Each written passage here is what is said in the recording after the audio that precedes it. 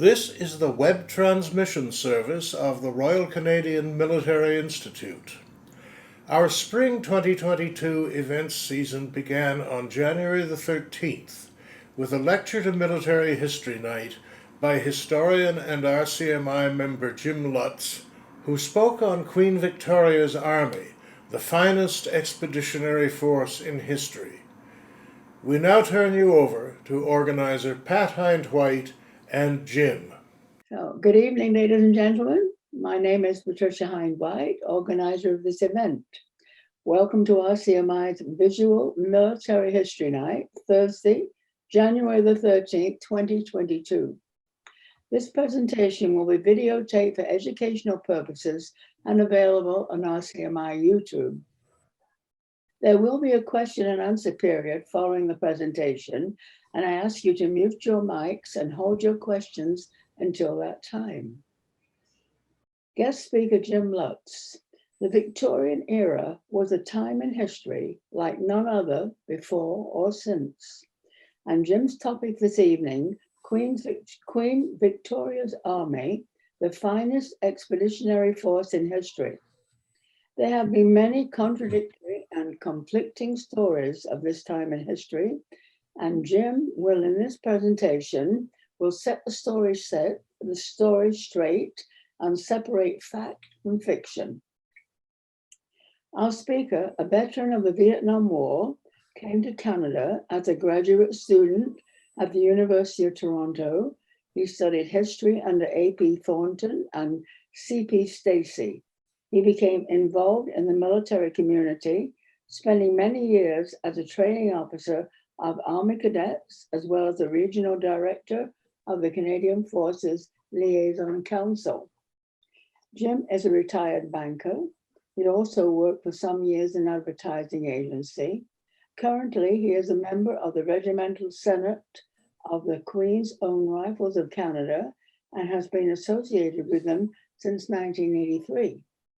He is chair of the Regimental Museum Board at Casa Loma and a member of the Army Cadet League Ontario Advisory Council. He is also president of the Leaside Hockey Association. And with that, Jim, without further ado, over to you. The floor, virtually speaking, is yours. Thank you very much, Pat. I'm delighted to be here and very good to see all of you. If I'm not actually seeing you, but I know you're out there in the dark somewhere. What I'm going to do this evening is really a tribute to one of the most colorful and legendary and resourceful armies in history, the British Army in the age of Queen Victoria. It was an exceptional army whose duty was basically to support the empire. And if you wonder how busy they kept, let me show you what one British military historian racked up some years. In the 63 years of Queen Victoria's reign, the British Army was involved in 229 wars, campaigns, expeditions, mutinies, rebellions, uprisings, riots, depressions, disturbances, raids, bombardments, stormings, and punitive expeditions, including 2 Sikh wars, 3 Burma wars, 5 Ashanti wars, 9 Kafir wars, and 46 campaigns on India's northwest frontier. And as you can appreciate, given that Britain is an island, many of these would have involved movement by water and amphibious landings as well. So it kept them busy. In fact, recently, by quite coincidence, I came across a poster by a statistics company, and I love the statistics here. There's only 22 countries that have never been invaded by Britain. And much of that, of course, would have been during the age of Victoria. I love that. Now, I'm going to do a little profile of the army at that time. Then I'm going to go through just reference to a few of the great campaigns and wars with some interesting facts about it, and then finish up with some lessons learned from this type of warfare. But one of the first questions I think to ask is, when we think back to the Victorian army, what is the image that comes to our mind? I think to many of us, there's a sense that it was a gathering of eccentrics. There was a lot of regimental lore, brilliant uniforms, adventurous campaigns, colorful leaders. Some of this may have come from Gilbert and Sullivan, some of it from Flashman, perhaps G.A. Henty, if you're old enough to remember to him. Other sources, the great movies, of which there have been several, Four Feathers, and of course Zulu, which we will touch base on later. However, I think in the world of motion pictures, there is one scene from one film that better than any other captures what the Victorian Army really would have been like. And it is this, from Russell Crowe's film Gladiator. Here is the highly disciplined Roman army standing on the borders of Germania, waiting to meet the German barbarian tribes. Well, that is very much what it was like for the British Army. And of course, you see at the top the famous quotation from George Orwell about how people sleep well because some rough men stand ready to do violence on their behalf. And that certainly is the case of the British Army. But in reality, here is the British Army, a group of fairly simple and humble men. The Army was structured very much for long-term enlistment until very late in the 19th century when they did introduce some short-term. It was, as I say, really an imperial police force, so they didn't have large permanent organizations like divisions or whatever. It was basically a series of regiments. One thing they did introduce in the late 1800s was a 2-battalion regiment. So one battalion was always at home training and filling up while the other battalion might be off somewhere on an operation. Amazingly, to maintain this empire, the British Army was only 250,000 men during the 19th century. Even Wellington had 100,000 troops when he met the French at Waterloo, but there were only 250,000 soldiers in the British Army during this late Victorian period. Who were they? Where did they come from? Well, most of the officers and enlisted came from England. About 15% were Irish, 15% were Scottish. If we look at the officer corps, about 30 of them were from the gentry and 10% were from the actual peerage, but many of them came from what we would call the professions. Their parents were in the army, or they were clergymen or professionals or school teachers, something that we would consider professional, but of course not an aristocracy. It was not considered a socially acceptable thing to be in the army if you were a private. It was culturally admired, but it was socially unacceptable. But one of the great stories of that era is of a boy, a 17-year-old boy named William Robertson. His mother, he wanted to join the army. His mother said, "I would rather bury you than seeing you in a red coat." Well, as some of you know, William Robertson joined the army as a private, and when he retired, he was a field marshal, the only man in history ever to rise from a private to a field marshal. But the real focus of the British Army in this period, and this is a point that we'll keep coming back to, was the primacy of disciplined infantry, the effectiveness in battle against a wide range of enemies because of the tremendous discipline, be it in square or line, and effective use of firepower. So we'll hear more about that. Now, I've been talking about the British Army, and much of what I say tonight about the, quote, British Army really includes the Indian Army, a most magnificent host of warriors. The Indian Army in that period, the late Victorian period, was about 150,000 troops. Of course, it was a descendant from original regiments set up by the East India Company. But starting slowly in the 19th century, in fact, Indian regiments were even moved outside of India to engage in other operations and other combats. In both world wars, the Indian Army did a magnificent job. In the First World War, they were actually on the Western Front by early October 1914. In the Second World War, they were in several theaters, notably in Italy, but most distinctively in the terrible, terrible Burmese campaign under Field Marshal Slim. And in that war, in the Second World War, 2.5 million Indians served in the Indian Army, making it the largest all-volunteer professional army in the history of the world. And of course, the regiment was full, or the army was full of famous regiments: Hodson's Horse, Murray's Jats, Puritans, Multanis, the Queen's Own Corps of Guides of the Punjab Frontier Force. A magnificent tradition still carried on today by the Indian and Pakistani armies. So I say to them, Jai Hind, victory to India. So there we are. And I could say now, there's to the widow at Windsor, and here's to the stores and the guns, the men and the horses would make up the forces, the Mrs. Victoria's sons. Walk wide, O the widow of Windsor, for half a creation she owns. We have bought her the same with the sword and the flame, and we've salted it down with our bones. Kipling, of course. Kipling did much to make the British Army, while still socially unacceptable, culturally admired. Now I'm just going to go through reference to a few of the wars and campaigns and battles, because in each case there is some interesting aspect to it, an interesting story or whatever. I'm going to start with what was not really an imperial war, but the Crimean War.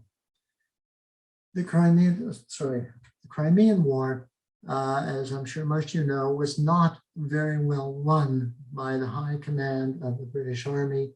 Not only strategically and tactically, it was not very well run, but matters of health, logistical support, it was pretty poorly done. The one exception to that was the commander of the Scotch Brigade, Colin Campbell. And of course, he is remembered because on one day he looked down the valley and saw a massive contingent of Russian cavalry charging. He had to do something to cut them off before he got into the British lines. The only unit in the vicinity was the 93rd Sutherland Highlanders. And so he deployed them across the valley, but not in 3 ranks, but just in 2 ranks, which of course meant that they could be longer, wider, and also when they fired, there would be more rounds each time. There would be half the rifles as opposed to a third of the rifles. Up on the mountaintop, William Howard Russell, the war correspondent for the London Times, often considered the first modern war journalist. He wrote a description as he watched the Russian cavalry being stopped by the Sutherlanders. And he wrote in for the London Times about the thin red streak tipped with a line of steel.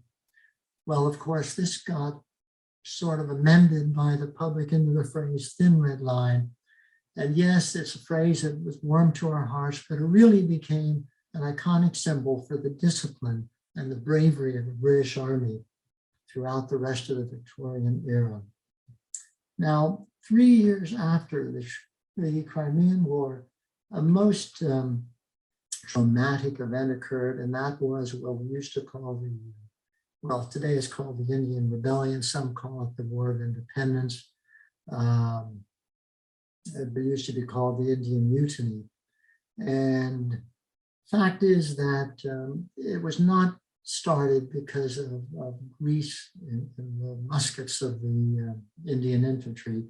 There were a whole bunch of reasons. One of it is nobody likes foreigners governing them. Much of it was because the British had been changing the rules of inheritance for many of the princes. They had been changing some of the rules about taxation and governance for the local landowners in India. There were a whole variety of reasons why there was increasing unhappiness with the Indian government. And so for this reason, and it was actually inside the military that the rebellion or the mutiny began. It was really a reverse siege as the British came here to the Kashmir Gate in Delhi. The British were up on the ridge overlooking Delhi, But inside what is today called Old Delhi or Shah Jahanabad, inside there were actually more. There were 30,000 inside and only 10,000 British. But what's interesting about this particular campaign is the fact that we think of the British as going after the Indians, but the fact is that of the British up on the ridge overlooking Delhi, 80% of them were Indian. Only 20% of them were British. Well, who were they? Well, some of them were loyal in their regiments. Much of them were irregular cavalry and infantry. They've been raised among the Punjabi Muslims. The Sikhs, who had lost 3 wars to the British and figured out that it was smarter to stay with the British, so they supported them. The Gurkhas, who had been with the British since the early 1800s, supported them. There were princes, Patiala in the Punjab. One of them were Rana princes, I think it was Broda, I forget which one. So there was a lot of support for the British during the Indian Mutiny. What's interesting too, though, is look who was there. Colin Campbell, the most successful general from the Crimean War. Now, what's interesting is how well the British managed handling the Indian Rebellion. They put it down very well. And much of that was due to the fact that in the Crimean War, most of the senior officers were people who were politically acceptable at the Horse Guards, which is the headquarters of the British Army. In the Indian Rebellion, that's not the case at all. Most of the people there were rather adventurous. There's a list here, and many of you will know these names: Henry Havelock, Henry Lawrence, his brother John, James Outram, John Nicholson. All of these were very, very individualistic people. They were very, very great leaders, and it was their resourcefulness and their initiative and their leadership that made such a difference in the Indian Mutiny. Here's a famous picture of a rather cocky-looking British officer, but you can see him there surrounded by some of his loyal Indians. Here is a romantic picture of John Nicholson in command. John Nicholson organized a lot of Punjabi Muslims into irregular cavalry units. He, in fact, was a real psychopath, and the biography of him is called The Cult of the Dark Hero. But the fact is, it was people like him that took the initiative and did such an incredible job in order to stop the mutiny. The other great event besides the Delhi siege was the siege of Lucknow. There was besieged for quite a long time. There were actually 2 reliefs. The first relief was too small. The army had to go inside. A second relief came, commanded by Colin Campbell. And the siege there included, by the way, women and children. But the British held out until finally they were relieved. And the siege of Lucknow is one of the greatest and most legendary moments in the history of the British Army. And because of that, after the mutiny, until 1947 in independence, the Union Jack flew over the remains of the residents 24 hours a day. And in 1947, when India was about to receive its independence, the last viceroy, Lord Mountbatten, wrote to King George VI, and he said, "Do you want me to bring anything home?" Because there would have been a lot of things in India that legitimately belonged to the British Crown.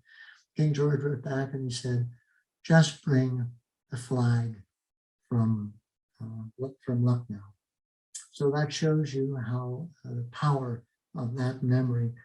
Now, there's another thing, these days we're hearing a lot about changing historical names to universities. We're hearing statues of Robert E. Lee and people like that being torn down. One of the things that I very much admire about India is they've had such a varied history, so many people coming and going, that they recognize that it's all part of their history and they don't go and dump it somewhere. They recognize what it is and they accept it as part of their history and can even use it. Now, out on the ridge overlooking Delhi, there is a very Victorian-looking memorial. It is called the Mutiny Memorial, and on it are the descriptions of all the British regiments that had fought in the mutiny. What is rather intriguing, however, when you go there now, is at the bottom, before you go up the steps to the tower itself, you see this plaque, which was put in there in 1972, which says the enemy of the inscriptions on this monument, the British regiments, were those who rose against colonial rule and fought bravely for national liberation in 1857.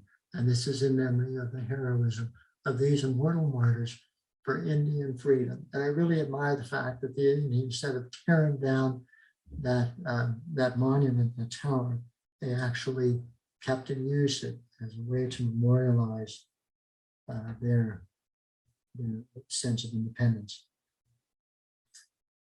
Then we come to certainly the most popular war of that period, the Zulu War. The Zulu army was amazing. It probably was the most professional army of non-European nature that the British came up against. The regiments were really formed of all the young men. They formed them into regiments to distract them from only wanting to belong to a particular tribe or whatever. The regiment was very disciplined. They moved with beast horns so that they could surround an enemy force and then get behind them and then attack down the center. It was a highly, highly disciplined army. And here you see some wonderful European romantic visions of the warriors. But the fact is that these are so superb, it makes you realize how much the Zulu warriors were admired. You see them here carrying the ikwa, the short stabbing spear that they carried. Somewhat reminds me of a Roman sword, I think, for close in fighting, and the leather shields made from leather, from cattle leather. As I say, it was one of the most professional armies the British had to fight. And the British had tremendous respect for them. And for that reason, even today, there are organizations in Britain that hold reenactments of the Zulu War, and there are Zulus that come from Africa to be part of it. Now, there were two great events that we remember from the Zulu War, and the first was the slopes of the mountain Isandlwana. 25,000 Zulus attacked 1,800 British and native troops. 800 British and 500 natives were killed. The Zulus lost about 1,500 or 3,000. It was a complete disaster. Lord Chelmsford, the commander in Zululand, and arriving in Isandlwana, made the immortal remark, "I can't understand it. I left 1,000 men here." However, one of the problems that the British Army faced in a lot of these colonial wars is the risk of catastrophic defeat. And I will come back to that later. The other great there, by the way, is the slopes of Isandlwana Mountain today. And as you can see, it looks the same, but now there are many, many monuments there to the British and the Zulus who died there. The other great event was Rorke's Drift. There were about 140 British troops there, 4,000 Zulus attacking them several times. There were only 25 British casualties and 500 Zulu casualties. That is due to the discipline of British firepower. But of course, it is one of the most revered, most remembered wars, campaigns that the British had. There is Rorke's Drift today. It was a small settlement. I think the chaplain lived there, and you can still visit it today if you go to South Africa. What's interesting, though, is the movie Zulu and how well we all love and remember that movie. It's interesting, though, there was one of the distinguished British historians who said, you know, if it hadn't been for the movie Zulu, the whole Zulu War would barely be remembered today. But the movie had such a tremendous impact on it. The other thing that happened just a year after the Zulu movie, which was 1964, came Donald Morris's book, The Washing of the Spears, which was a very balanced, non-judgmental, insightful history of the Zulu War. Just to give you an idea, though, of how popular the Zulu War is. This book right here, which is almost 500 pages, well, you can see on the slide, it is about the movie and the background of the movie and its connection to the actual war and so on. That shows you how crazy people still are about that movie. And one of the interesting characters in that movie is this fellow, Color Sergeant Bourne. Nigel Green played him as a very powerful, austere figure in the movie. He actually was a very, very young man. Color Sergeant Bourne, when he returned, ultimately was made a colonel in the British Army. He was certainly the last veteran of that era. He died May 8, 1945. And I have always wondered, I can always picture soldiers coming home from World War II and saying, well, Colonel Bourne, you should see the 88s and the Panzers and the Stukas and the Spitfires and all this kind of thing. And I just picture Frank Bourne saying, yeah, but you've never been alone in the middle of Africa with 4,000 Zulus coming screaming at you, and you've only got about 100 of you and 2 days worth of ammunition. I can just imagine that happening, but how they must have reviewed this man, Color Sergeant Bourne.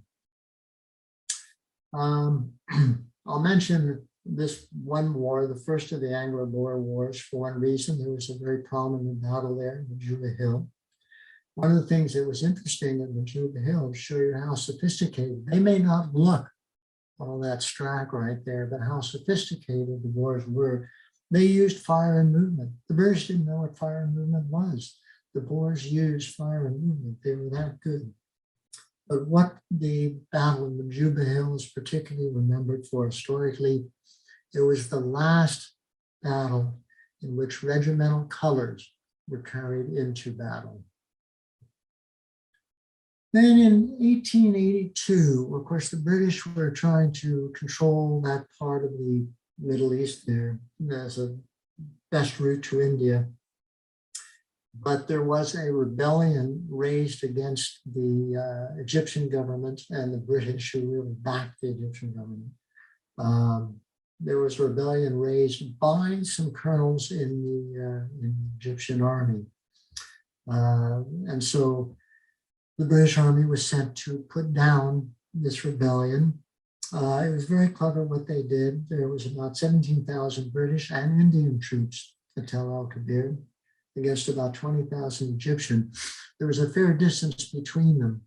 The British waited until it was dark, and then they made a very silent approach march across the open ground towards some slight swales or hillocks near the Sudanese army's position.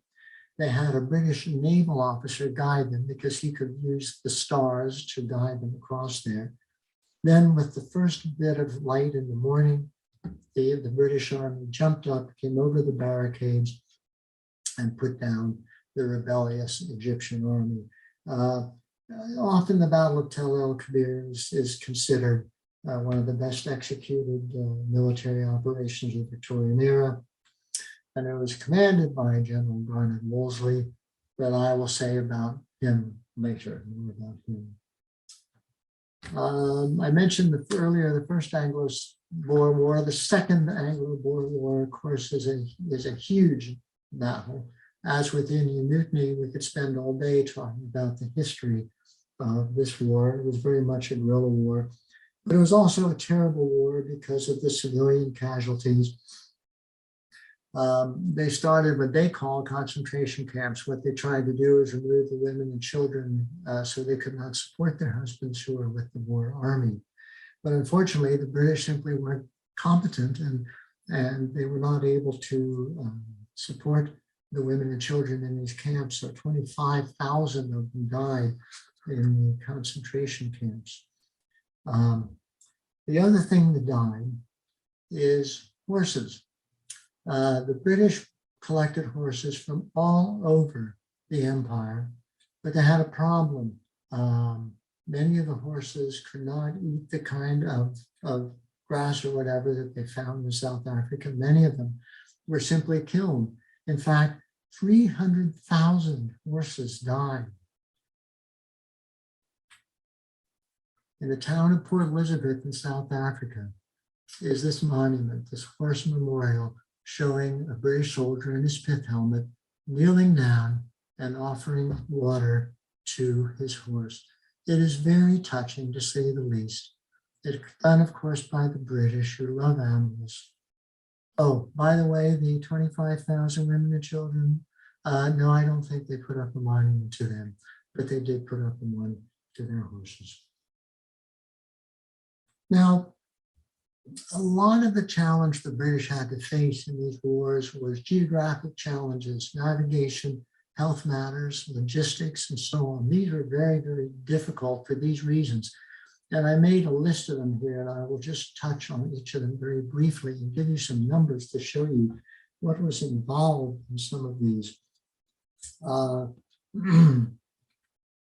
The Abyssinian War was quite amazing. Sorry, we'll get the right place here.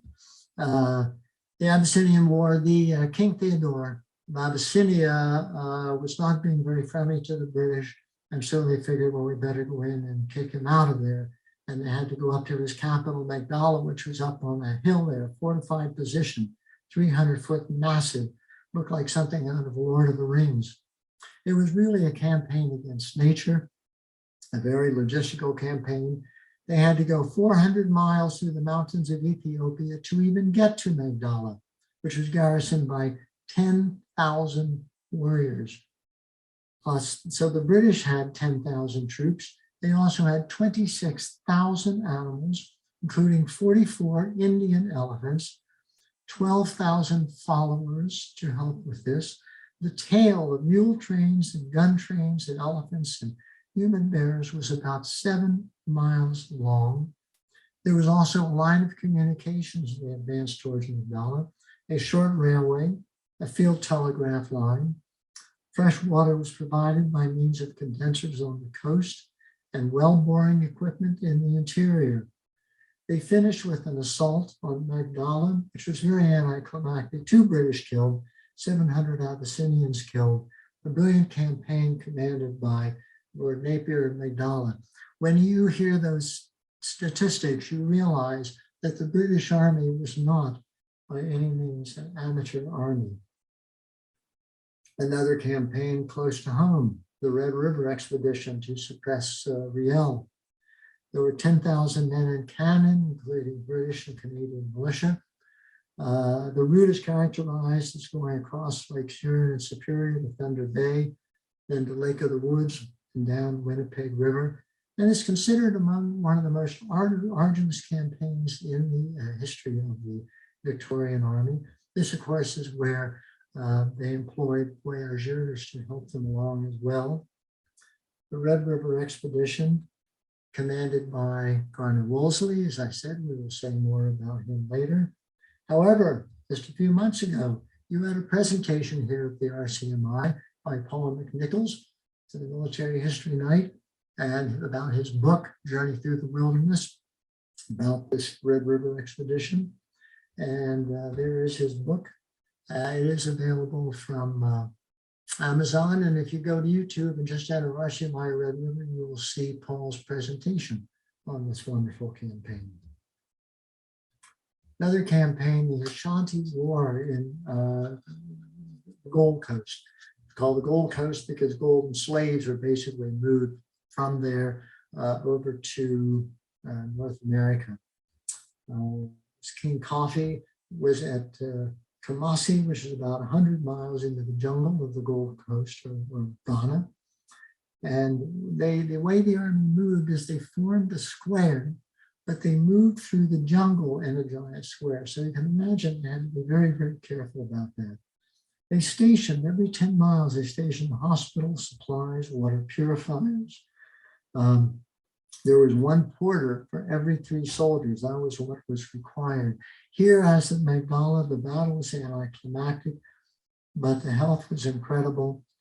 There were 1,500 British and 700 natives in the attacking force. There were only 18 dead and 185 wounded, but 71% of the British troops were sick, and 43% had to be invalided home. So that shows how awful it would have been to have been in a campaign like that. And General Garnet Woolsey again was commanding this campaign. More about Woolsey later. The Second Afghan War is remembered today for one great event, the march from Kabul to Kandahar. It was done under the command of Fred Roberts, later Field Marshal Roberts, the man remembered as Kipling's Bob. Some of you have been to Kabul and Kandahar, the British colony Kabul. It was 160 miles in 6 days, 25 miles a day across the distance between Kandahar and Kabul. Very much an open desert. I take it it's a bit rocky, but it was very hot. It was in the middle of August. There were no roads. There were 10,000 British troops and Indian troops with 8,000 followers, 2,300 horses and gun mules, 8,000 ponies, mules, donkeys, and camels for transport. It was incredible. 10% of the people got sick, not surprisingly, on this march. The battle itself was anticlimactic, but was successful in restoring British control, which had been rejected by the current ruler of Afghanistan. But the person most remembered from this, of course, is Lord Roberts of Kandahar, Kipling's Bobs. He was a soldier's soldier. The troops loved him. And Kipling wrote of him, "There's a little red-faced man, which is Bobs, rides the tallest horse he can, Bobs. If bucks or kicks and rears, he can sit for 20 years with a smile around both his ears. Can't you, Bobs?" Now, the Gordon Relief Expedition is one of the most romanticized. It is shown in the movie Khartoum. General Woolsey commanded it again. There were 2 columns to try to get down and get General Gordon, who had been caught up in Khartoum. And he didn't want to leave, so they figured we were going to have to go and get him. So they approached up the Nile by water and also sent across the desert, a desert column as well. So there were 2 of them.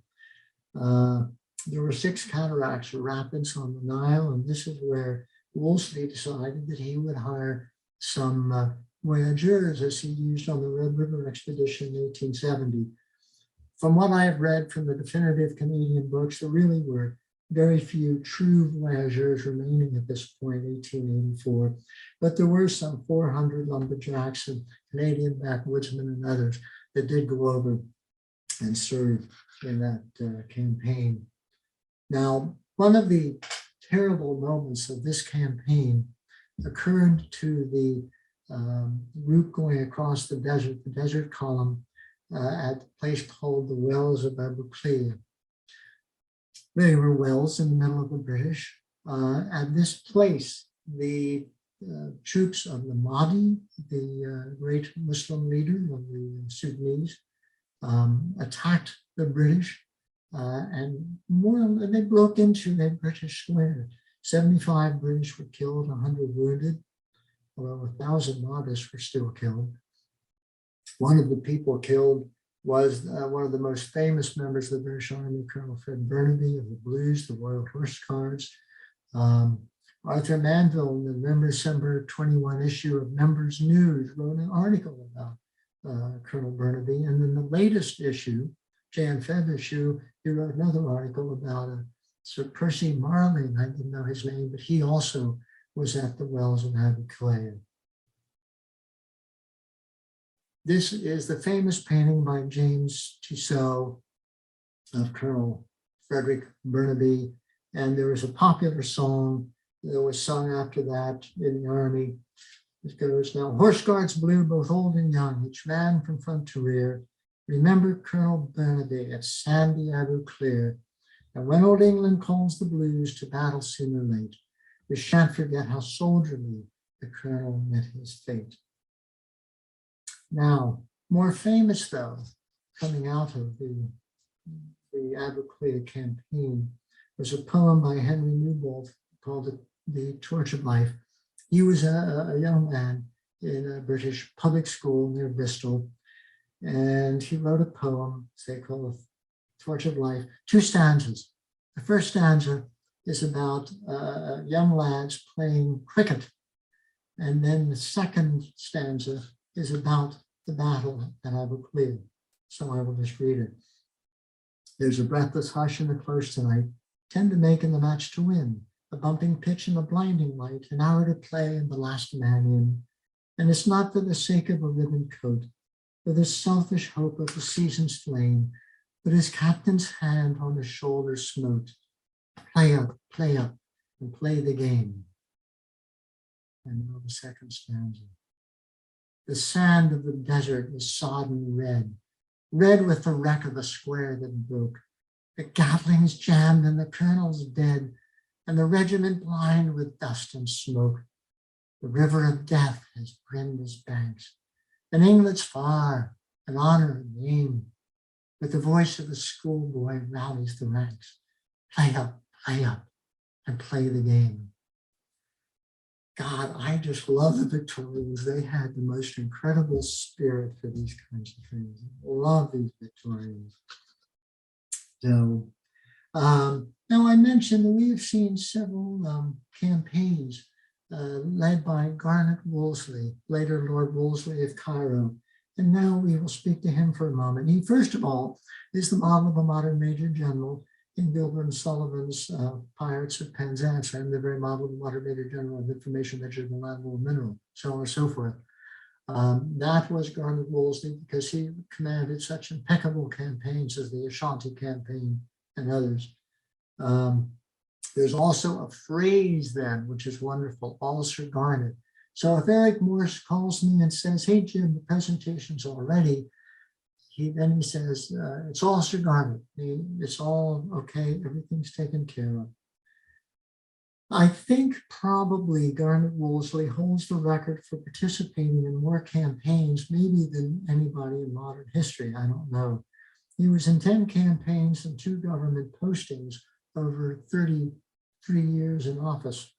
He was in the Second Burma War, the Indian Mutiny, the Crimean War, the Arab War in China, the American Civil War as an observer for Britain, the Red River Expedition, the Second Ashanti War, held government positions in Natal and Cyprus, commanded in the Zulu War, the Egyptian Rebellion of 1882, and the Gordon Relief Expedition. That is incredible. If anybody knows any general or officer in modern history that has served in war campaigns, I would love to know who that is.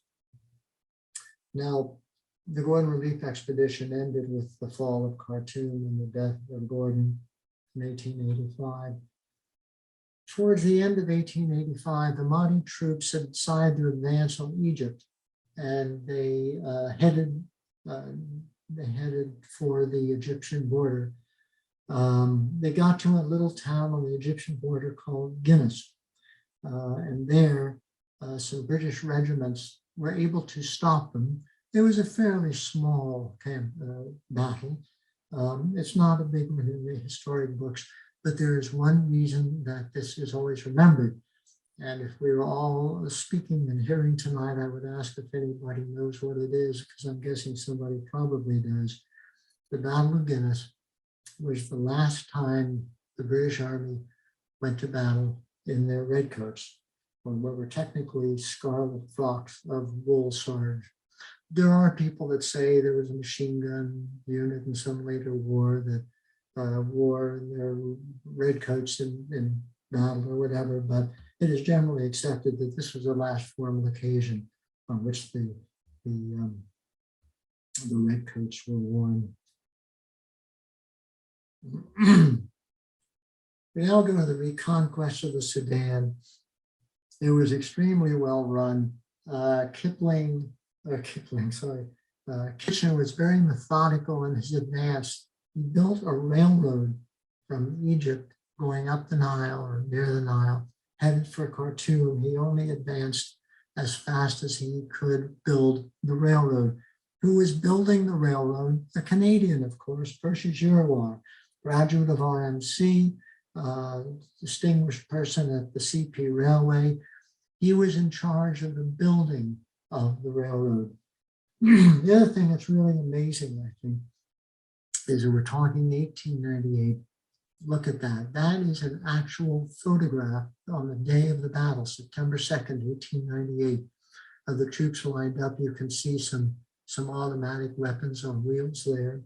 So we actually have pictures of the British Army, which included, by the way, some Egyptian and Sudanese regiments. Here the British with 44 quick-firing guns, 20 Maxims. They also had some armed gunboats in the river, which could fire support. The British, for those of you who like weapons, they were at this point, as you know, carrying the 303 bolt action, like Netford with the 5-round magazine. Against them were 50,000 dervishes against 25,000 British and Egyptian and Sudanese. The final assault was by 20,000 Sudanese across a mile of desert against a front that was 2 miles wide. It is incomprehensible today, I think, for any of us to imagine what that must have looked like. It would have been something like the campaign, the attacks of the Zulus, I imagine. The British only had 48 killed and 434 wounded. The Sudanese had 10,000 killed. British, 48, Sudanese, 10,000 killed, 15,000 wounded, 5,000 missing, 60% casualties. Unbelievable. The commander of this, of course, was Lord Kitchener, who then went on to succeed Roberts, commanding the Anglo War. And of course, he finally went on to the famous poster recruiting for the First World War. I think there are some lessons learned in the Sudan. Oh, I'm sorry, I forgot this fellow. Of course, I'm sure many of you know Lieutenant Churchill was there as a journalist, and his book, The River War, is one of the best books you'll read about any colonial war. I think there are some lessons to be learned, though, in the Sudan. Why did the British win? Was it because whatever happens, we have got the Maxim gun and they have not? No. I suggest to you, there was 210 years of building a well-trained army from the time of the Restoration. Over 10 years of building an Egyptian Sudanese army that performed very well in this campaign. 2 years of building a railroad. This was a very disciplined machine that was coming across the desert towards Khartoum. There was poor strategy by the leader of the modest Khalifa. He failed to oppose the railroad.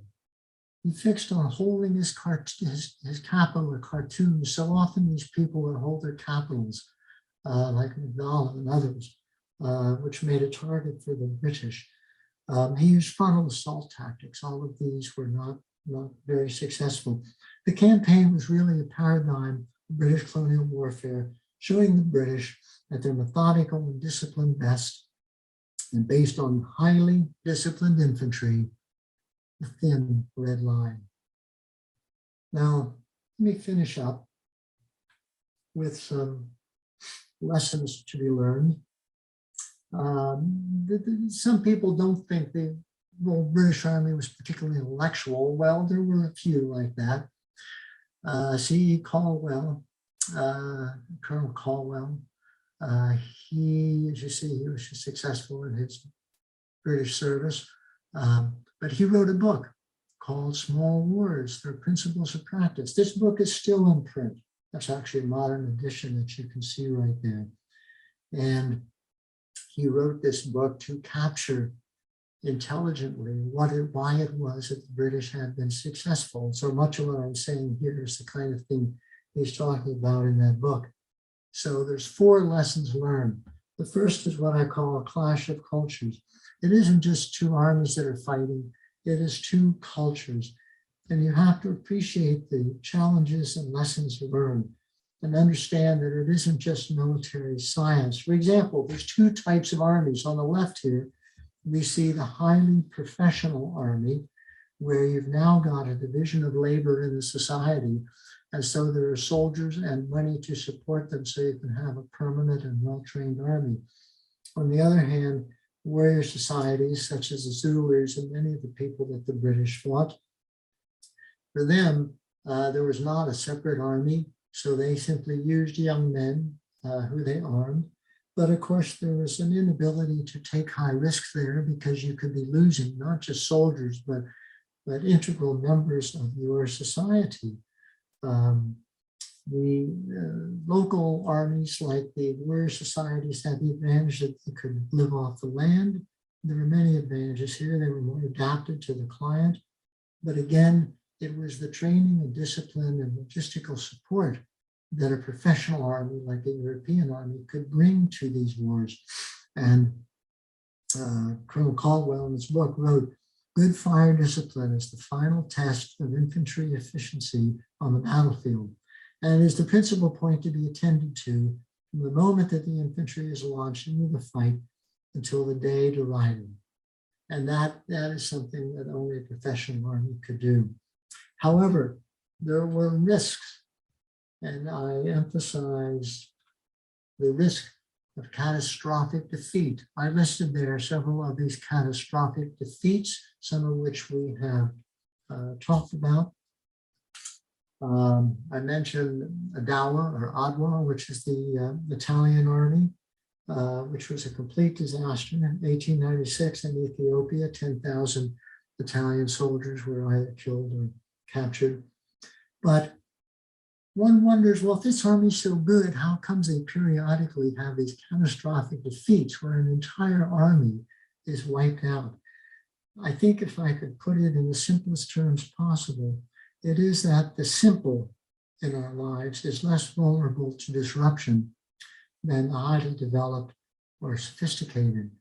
The British had a very structured, disciplined machine, but if something got out of kilter, the whole thing could fall apart. Whereas if you have something like the Zulu army marching across fields, they're at home.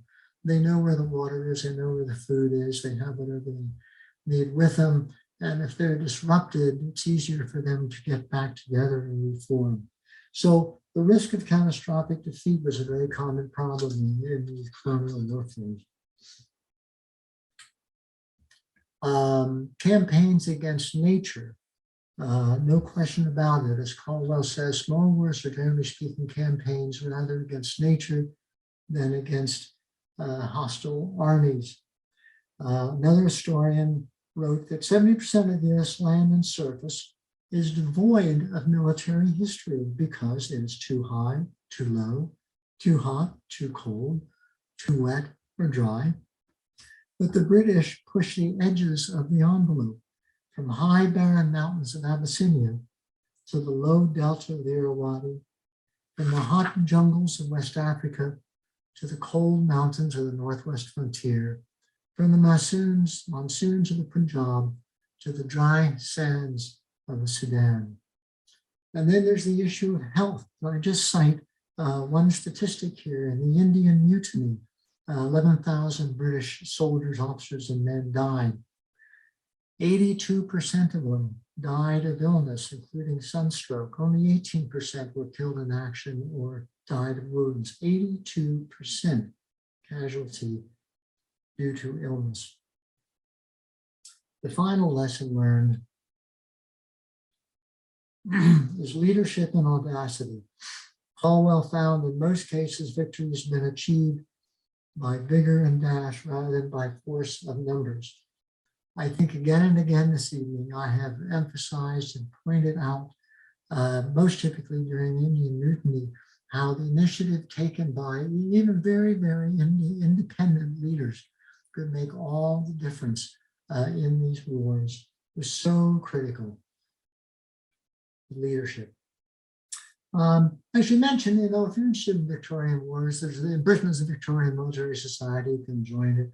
They put out a wonderful magazine called Soldiers of the Queens. Really good. They have a lot of pictures and articles and book reviews and all that kind of thing. I should also mention that, the RCMI library We have a lot of books on this period. I just went to the records and, typed in Omdurman, and 11 records for books and other material came out. So, we can always borrow books from the library when it's open, health-wise. We want some books on some of these campaigns. So I'll leave you with this thought from Kipling. For us taught me this and taught me that, and taught me, how's your soul? But it's thin red line of arrows when the drums begin to roll.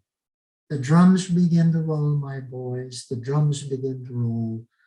Oh, it's thin red line of arrows when the drums begin to roll. There I leave you, and if there are questions and comments, I will be glad to take them.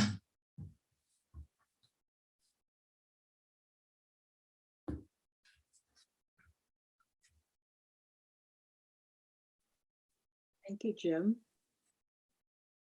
Any questions? Now's your time. Jim, it's Frank. I do have a quick question on the changes in technology during the Victoria Army.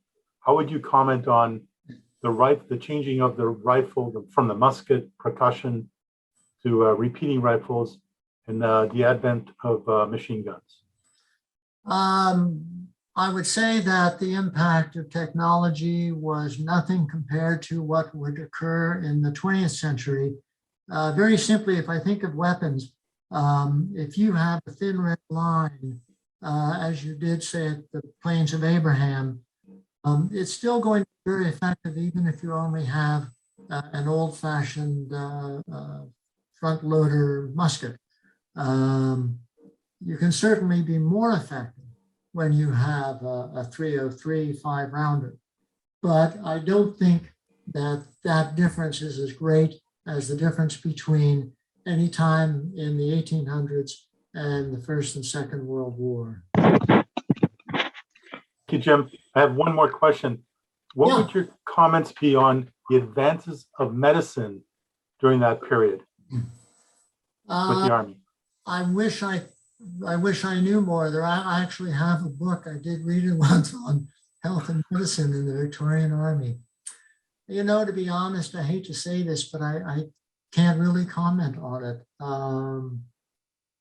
How about you? Do you have any sense for it, Frank? No, I don't. That's why I was asking. I know more of the American Civil War advances in medicine that side than I do on the Victorian Army. There were huge advances there in surgery and things like that. Sorry, I can't answer that one well. Well, thank you, Jim. Great presentation, by the way. Thanks, Frank. Any more questions? Just a comment. Wonderful presentation, Jim. A fresh look at so many aspects of that wonderful army and the history that it developed. All of that without a word about colonialism, and it's just as well, I think. But actually, today, my MA is British Imperial History, and I love history. Today, there are so many new good books coming out, specifically on Indian history, which isn't exactly slavery, but it's colonialism and imperialism. So many really, really good books, very enlightened. And I think most of them are honest without being, prejudiced and emotional about it. So. Indeed. I have a daughter-in-law who comes from India, from a background of an Indian family, and as soon as I mention the British to her, she erupts. So, well, yeah. But I can appreciate that. It's true, as you say so very well, that it's history, and let us not forget it. And thank you again, Jim. I am happily waiting for what will happen, hopefully in the not too distant future, that the Prime Minister of Britain will be a person of Indian descent. Currently Chancellor of the Exchequer. you may be a bit young and experienced, but I'm looking forward to being sent governing Britain.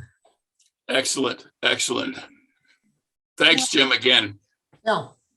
There is a question in the chat from Dan Wellington to everyone. In 1813, Wellington described soldiers in his army as the scum of the earth. Assuming this observation was accurate, did the character of the common British soldiers change during the Victorian era? I can't throw out a lot of evidence, but I would say yes, because the Victorians were very, very socially sensitive people. So they came out with the first labor laws and children's legislation, all that kind of thing. So while I'm not saying that being in the British Army late in the 1800s was ideal, it certainly would have been better, and the cultural appeal of it and the excitement of it would have attracted a lot of people. But I also think Wellington was being a little overly critical, a little overly aristocratic. I have a question, Jim. It's Paul McNichols. Paul, First of all, hi. hi. First of all, great presentation. Really enjoyed it. And also, thank you very much for the plug for my book. Sure. You mentioned Caldwell and the 4 factors that he outlines in his book. And you also mentioned the occasional disasters that we tend to focus on these days. And for the British Army, you can talk about 1842 and the retreat from Kabul, Isand Luana, and even Maiwand during the Second Afghan War. Do you think of the various possibilities that would explain those disasters? Do you think that there is a common denominator between any of those disasters, or are they just widely different reasons behind them?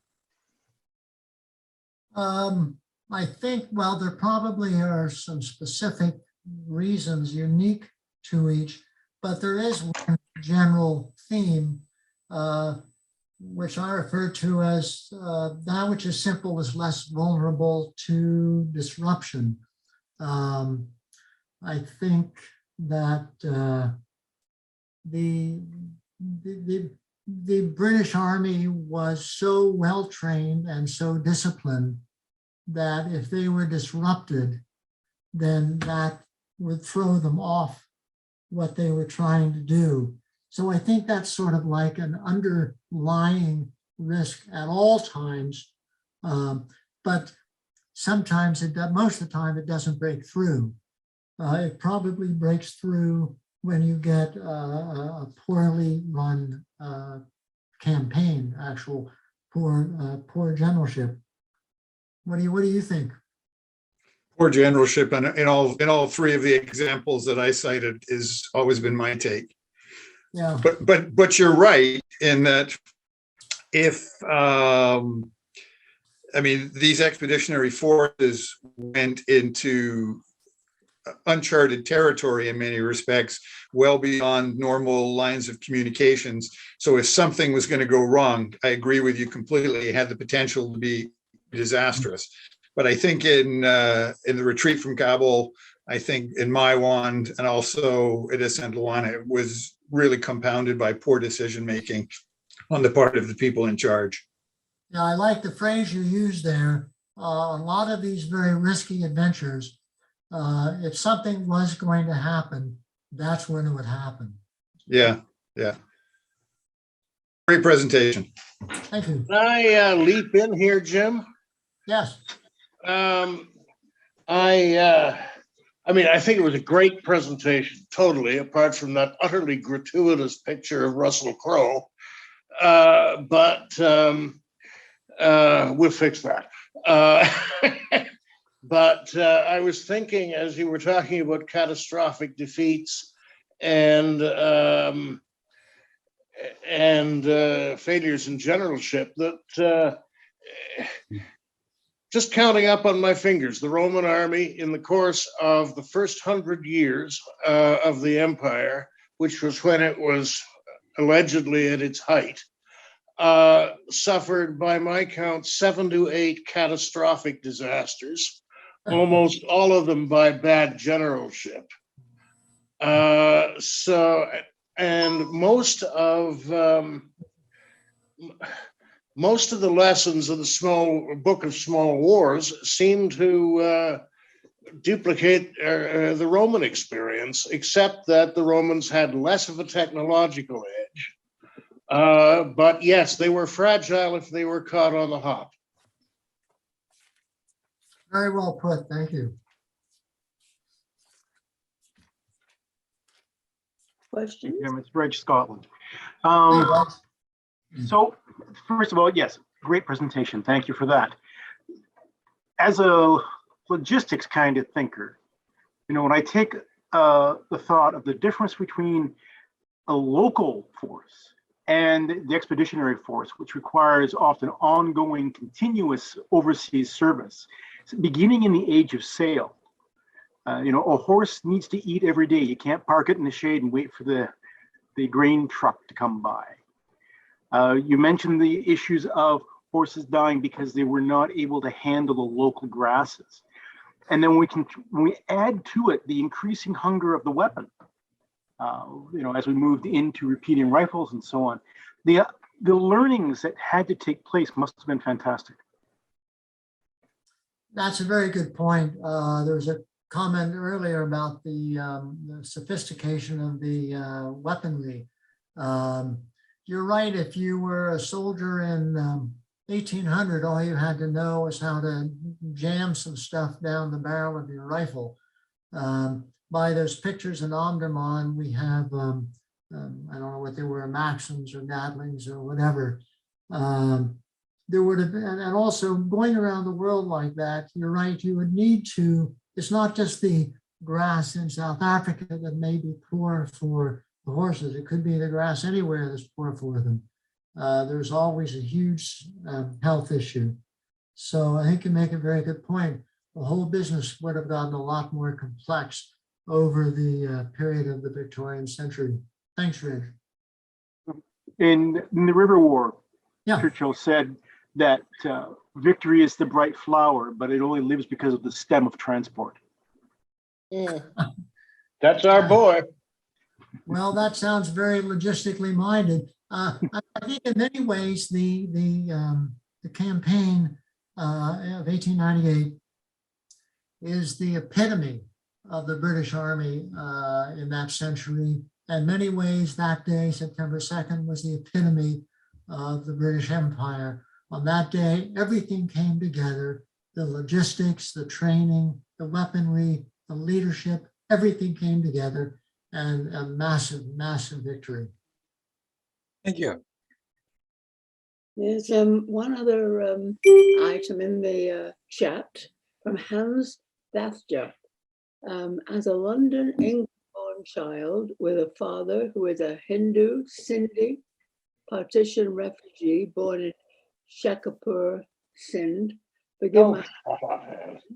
Indian Empire, and a Malaysian Chinese mother born in Butterworth Strait Settlement, UK, I enjoyed your presentation, Jim. Jai Hind. Thank you. Pronunciation. Jim, would the same discipline and training be effective in the other services such as the Navy and so forth? Is it the discipline that we put together and the training the British put together stronger than other nations that gave us that power that we were winning battles one after another? That's a good question. I don't know if they were more disciplined than the German army, but I think they had been in so many campaigns and so many battles, and so many times the thin red line had deployed itself against whoever the enemy was, that they probably did represent a high point, I will speculate here, a high point in military competence, certainly in that century, greater than what it was before or after. After, I'm referring to the 20th century. Thank you very much. An excellent presentation. Thank you. Jim, I've got another one. Yeah. I warned you about this going in.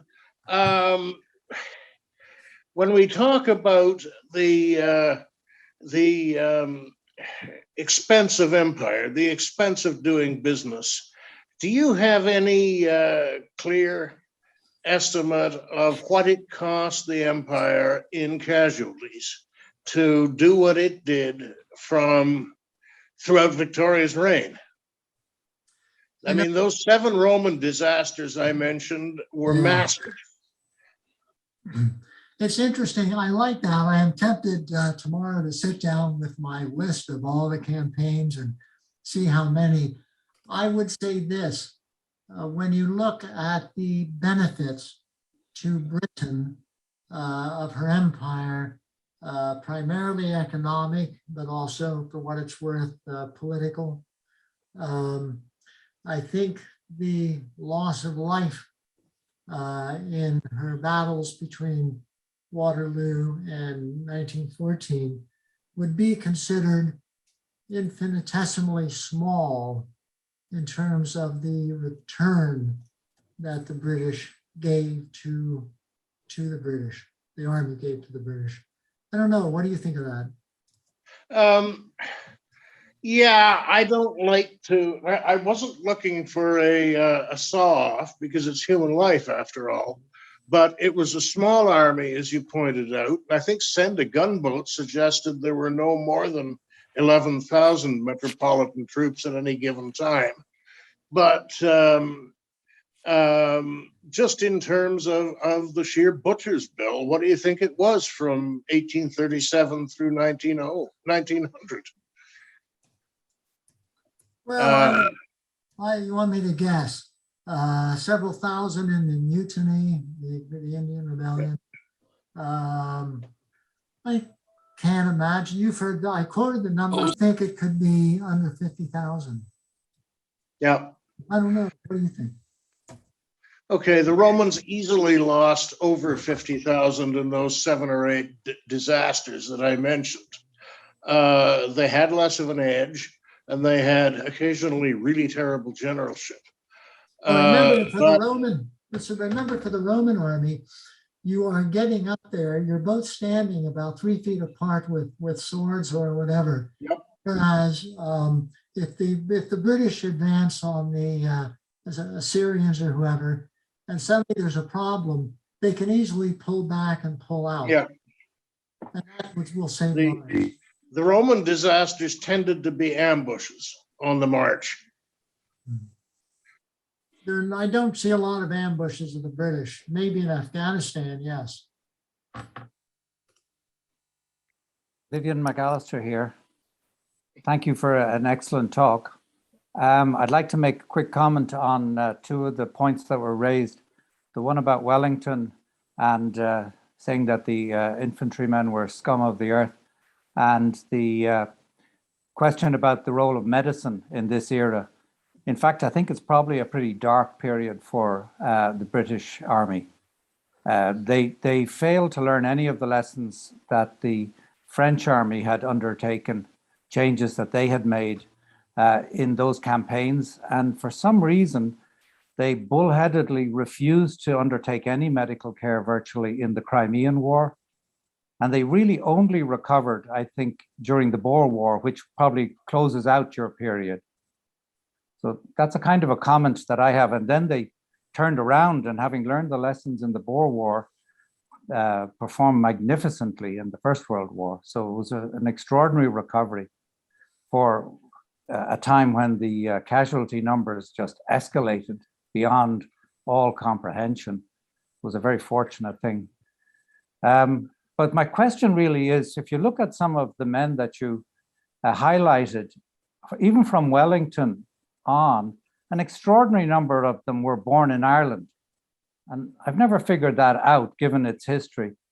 They are a lot of them were from Anglo-Irish families. And I often wonder why, which if you go Wellington, Wolseley, Kitchener, just virtually all of their major leaders at the time were actually born and grew up in Ireland. Have you any comment about, was it the environment that they grew up in that made them, you know, appropriate to rise so high? I think some of it may have been, not a lot of it, but some of it may have been a sense of patriotism to the English crown. But I think many of them, and I'm thinking particularly of Wolseley here, he knew that if he stayed in Ireland, there was really nothing all that exciting for him to do. But if he joined the army and tried to get himself killed, he could lie. Does that make any sense to you? No, I think exactly that's what happened. I think a lot of them are younger sons of landed gentry who weren't going to inherit, and their means to actually grow in that society was to join the army. They had very good connections, and maybe they had both the opportunity and the means. But it was all disproportionate. A lot of Scottish leaders too, who maybe came from the same sort of background, but not as many as among the Irish. No, although Scotland produced the most famous Hector the Hero. You know, Hector. I didn't mention him tonight. But well, Bob's was Irish, of course, too. yes. One more. Sorry, I think I'm totally on side with that, but you know, all of the first generation of Welsleys came up that way. They weren't anybody until they started going out to India and fighting in the Peninsular War and what have you. That the comment about the scum of the earth, and I'm not sure if they frighten the French, but they sure as hell scare me. That's a soldier's soldier talking. Yeah. They were closer to the earth than they'd like to admit. True. Oh, I think there was some irony in what he said, but in the Crimean War, they refused to provide any comforts for the injured soldiers for fear that it would soften them. They felt that they needed to harden their soldiers by being tough. They changed their attitude later. And we know it doesn't work that way. It only works if you have an endless supply of men. Well, that's what happened in the First War when they wouldn't let them make their trenches more comfortable. Yeah. So one more question. Anyone? Yeah, Jim, I'm the fellow who mentioned my father was from the Chicago Sind British Empire. So yes, indeed, Jim. Congratulations on getting your intelligence museum open. My intelligence museum open. Yeah. That wasn't me. I didn't know. I'm working on. I'm involved with the Museum of St. John. Certainly, we're getting that open, but not the Intelligence Museum. I thought you were involved in that. Anyway, go ahead. Sorry, Hans. I didn't know about that one. If I was involved, I wouldn't tell you, since it's an Intelligence Museum. But you know, being a child of empire, literally, like, you know, with my mother from straight settlements, and then my father, obviously, a child of the Indian partition and so forth. My father was actually always said, you know, be proud you're an Aryan, actually, because we're from the Aryan tribes of that region. So your presentation was very delightful. I rather enjoyed it, and certainly colorful. And your point about the 1857 mutiny and the memorial to those who fought against the empire, and respecting those who did fight against that, because it's a very emotional topic for those of us who are Indian, the 1857 mutiny. And certainly those of us who are more historical about it, in terms of a moment in history, and many invading armies have come and gone, like you noted, Jim.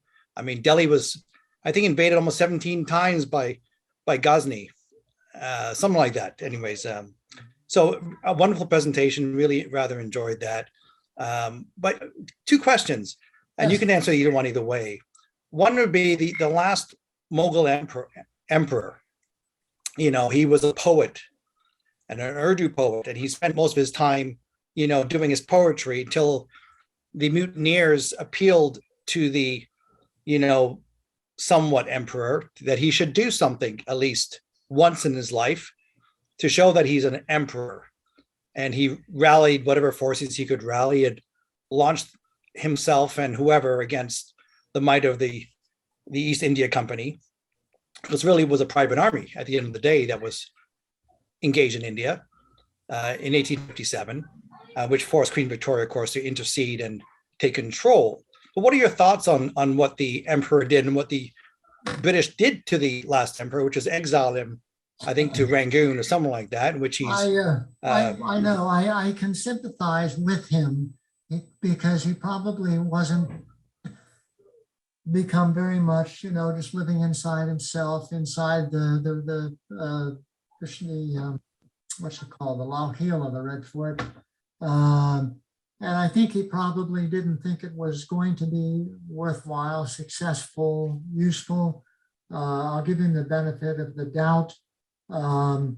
He remains a very sad figure, Bahadur Shah Zafar, and I'm very proud to say that I have been in Yangon, Rangoon, and I have been to the tomb of the last Mughal emperor. Great figure. Indeed. I think he made the right decision. I don't think it would have been worthwhile for him to get involved.